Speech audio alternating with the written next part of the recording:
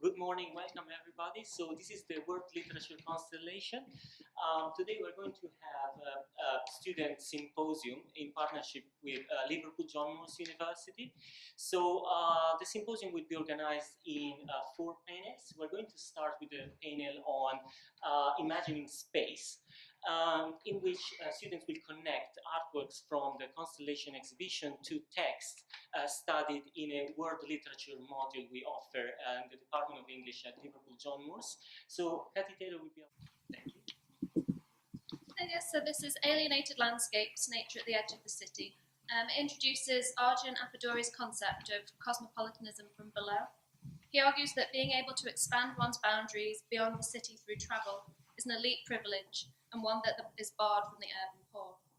The poster explores how literary portrayals of the ways the urban poor experience the boundaries between the city and nature might help us to reconsider the boundaries between urban and natural landscapes in art.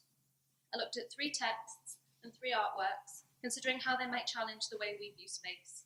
They're grouped into 3 categories: nature as a restricted space, nature as a disappearing space, and nature as a restorative space.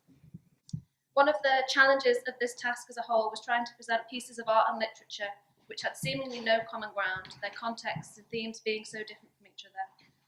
But in focusing on small sections of the texts, one image of the urban and natural landscapes meeting, I was able to rethink the way I was looking at the artworks, focusing in on smaller details of the work that I hadn't considered on first viewing. In the first section, Nature as a Restricted Space, I discuss Alex Laguma's short story, A Walk in the Night, and Camille Pissarro's The Pilot's Jetty, Le Havre, Morning, Cloudy and Misty Weather. Set in Cape Town, I wrote about the racial segregation which impacts on Laguma's characters, the way that nature becomes prohibited to the city's poor black residents.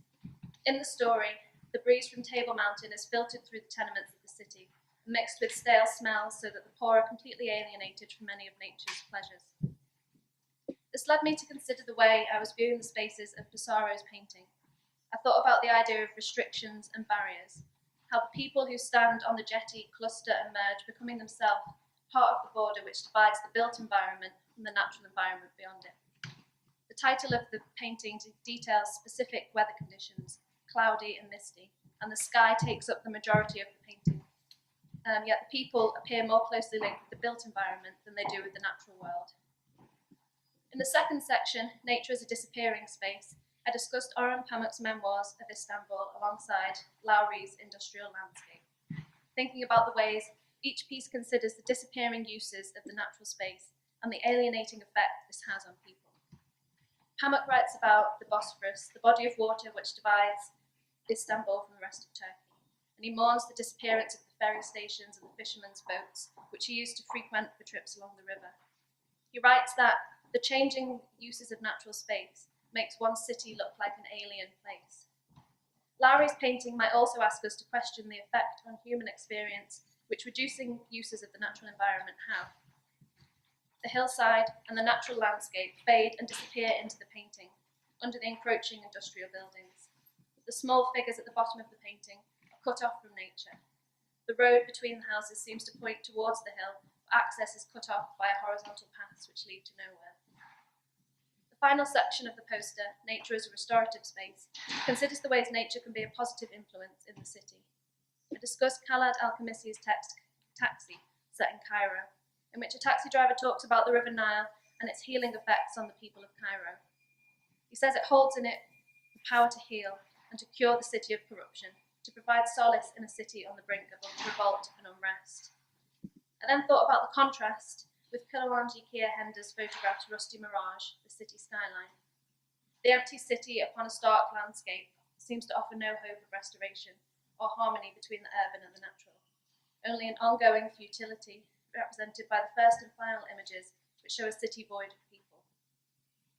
In considering barriers between the city and nature, we might also begin to think about the ways people themselves become or enforce boundaries to the way they or others experience the world.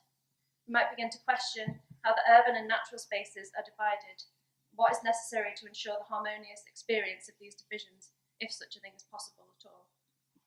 If anyone watched David Attenborough's Planet Earth last year, you might have seen the final episode, which focused on cities and how animals are adapting to expanding urban environments. Attenborough asked at the end of that programme if it would be possible to build cities which were more in harmony with nature. We might also consider what it is that makes a space unharmonious to people, what restrictions are in place, what is changing about how we use our environment, and what we can do to try and restore harmony. All of this we can consider when we are outside and within the gallery space. So my poster concludes by considering the title of Hender's piece, Rusty Mirage. The mirage, or the visual trick, may be a way of reconsidering how we view spaces. If a city like Hender's is a trick upon the natural landscape, we may too be tricked into how we think about landscapes. I mentioned the idea of cosmopolitanism from below. This means that for those without the privileges of travelling beyond city boundaries, local and everyday practices are where the expansion of cultural boundaries begin. We can ask ourselves what our own cultural boundaries are, and whether we in academia and the arts do enough to remove boundaries, if we too as spectators are implicit in creating barriers, and if we ever become barriers ourselves.